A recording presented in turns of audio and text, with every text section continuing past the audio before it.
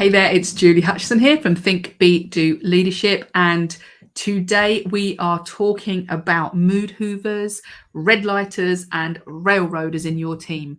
If you're listening live, give us a shout, say hello. If you're on the record, then just message me and I will be happy to answer any questions. But today, what I want to talk about is the devastating effect on your team and your productivity and therefore your success when you've got a bunch of people who seem super clever, or they are super clever, super intelligent, great at doing their own individual job, but they are not working as a team.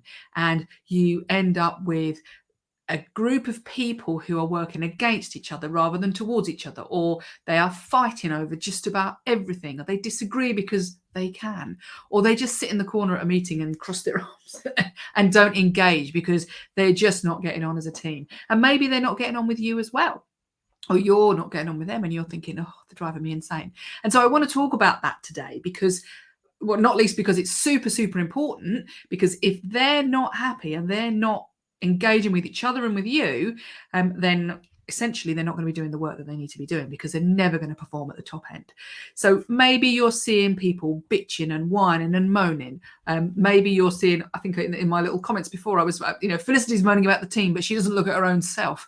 Or John's just out for himself and he's treading all over everybody and upsetting everybody because he gets what he wants, but nobody else does. And they're just not working collaboratively. They're not working in a way that's helping people. So we're talking about those mood hoovers, the ones that suck the energy out of the room when they walk in the room and everybody breathes a sigh of relief when they walk out again. Or we're talking about railroaders, where every good idea is put down because it's like, well, you can't do that because of this and you can't do that because of that. They're the sort of people we're talking about. And then we've got the good old red lighters who just stop you at every moment. And so the problem with having them in your team is that anybody that did have an ounce of wanting to collaborate really will struggle to find that ability to do that, and therefore they're probably going to give up as well. And the issue is, as leaders, we need to do something about that, because otherwise it isn't going to go away. It's just going to get more old and more hairy and more hideous. But often what happens is that we don't know how to deal with it. We don't know what to do, so we avoid it. I don't know if any of you have ever avoided it.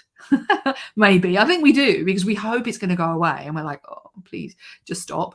But it doesn't, because people tend to dig their heels in and get stuck in that position of like, I'm not changing. And so this behavior, or the culture of negativity and behavior, is going to make that team a toxic team, which means that performance is going to be driven down to the bottom rather than up to the top.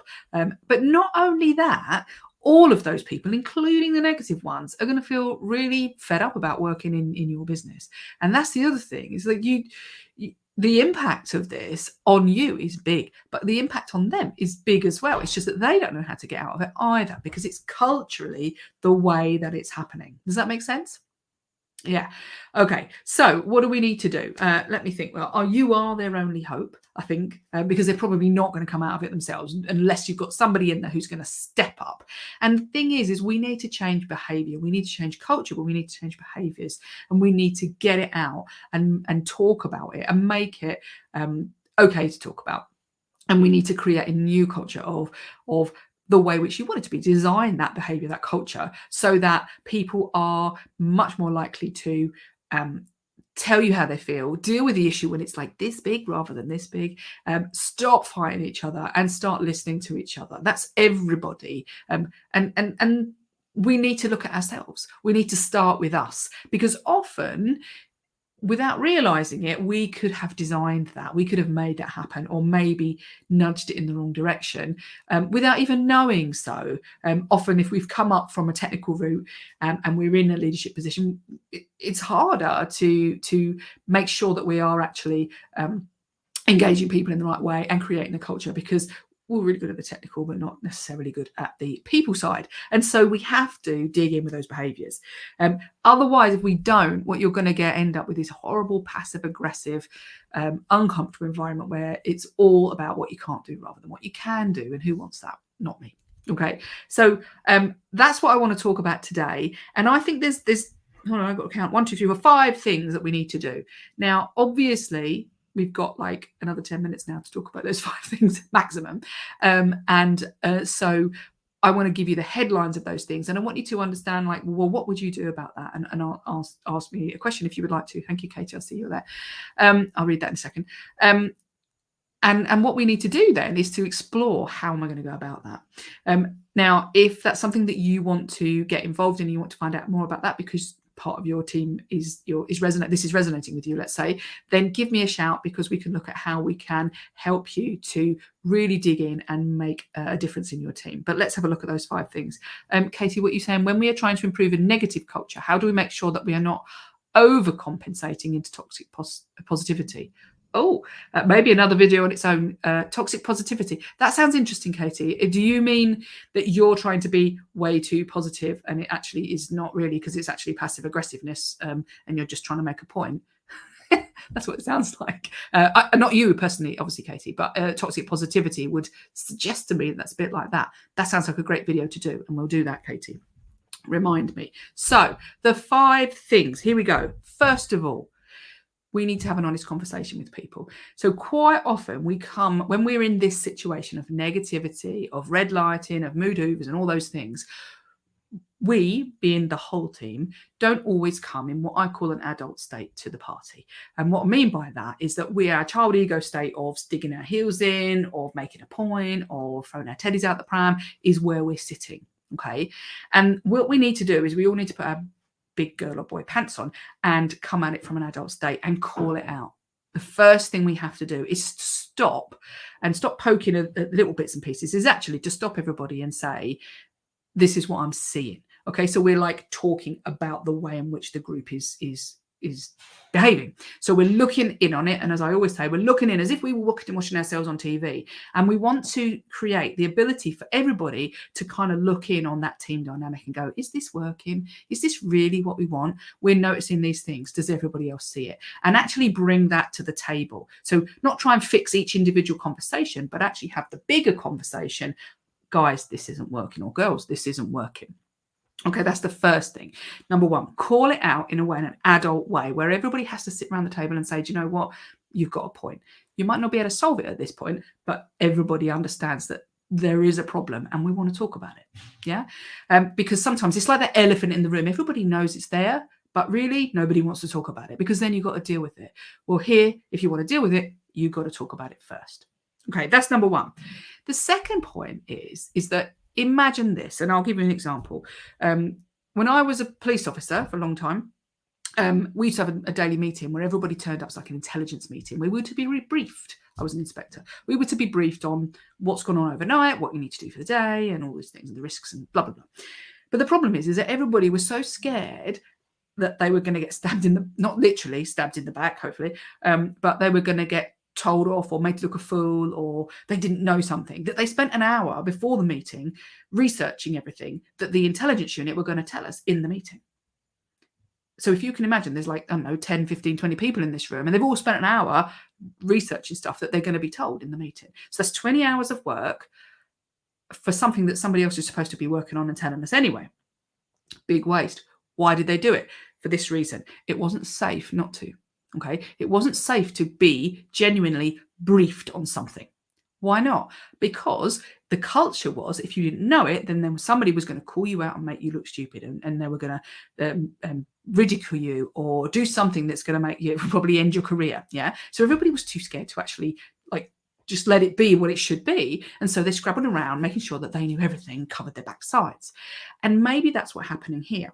Because if everybody feels everybody else is negative, then we join in, and we know that we're at risk, and we don't want to put ourselves out there honest and open and vulnerable, let's say. So we don't risk ourselves by being different, let's say, or nice, or trying to collaborate, or all of those things. So we're actually breeding the culture of negativity.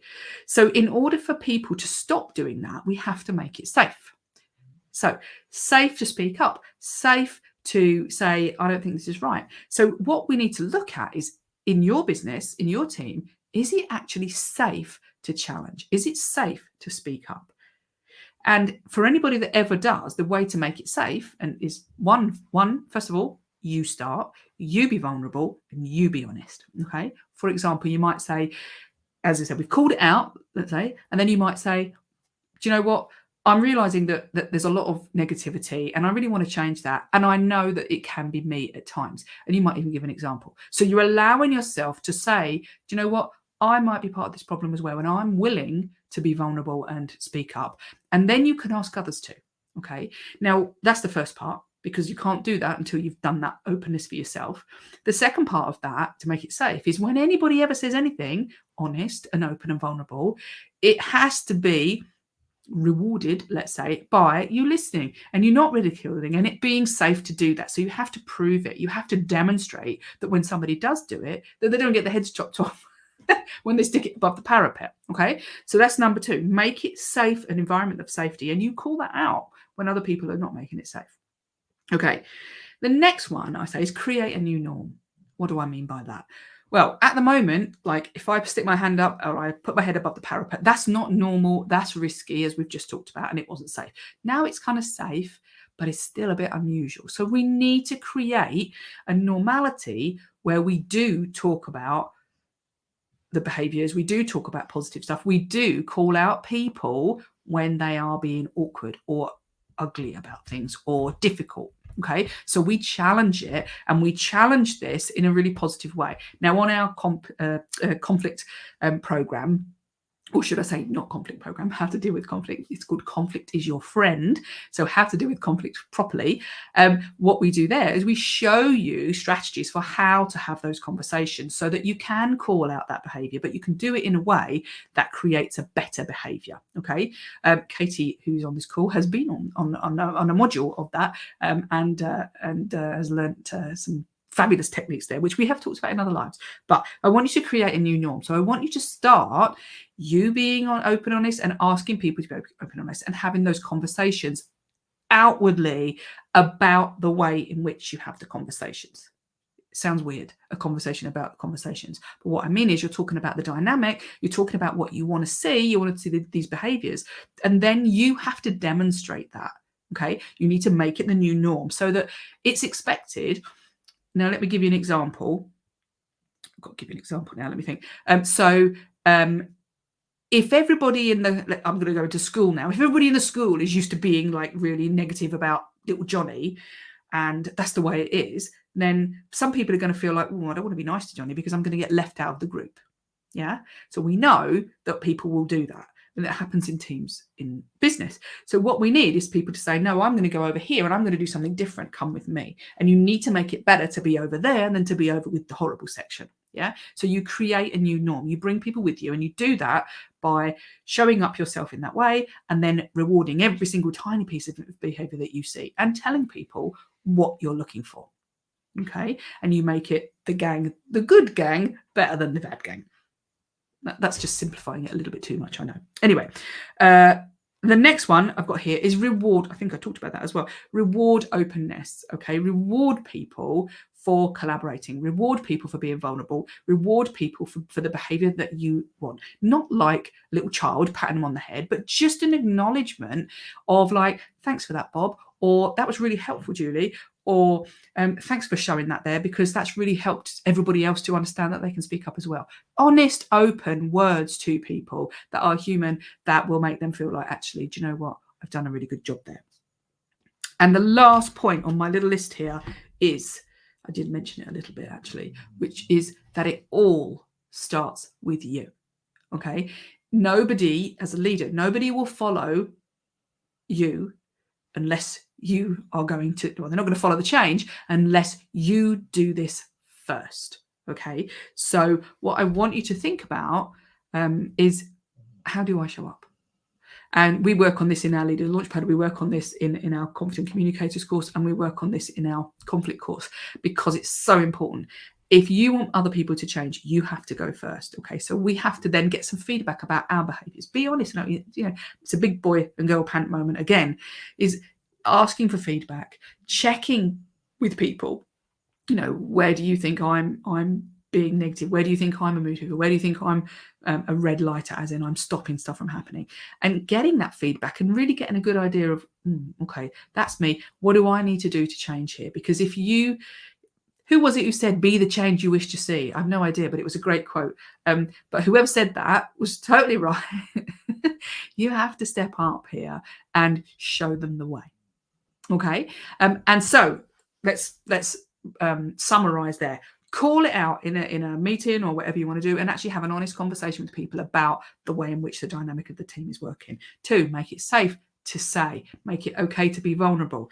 3, create the new norm, show them what you're looking for, and then reward them with those the with whatever you want to reward them with, but it's basically talking to them and saying thank you very much for the behaviors that you're looking for, and then realize it starts with you.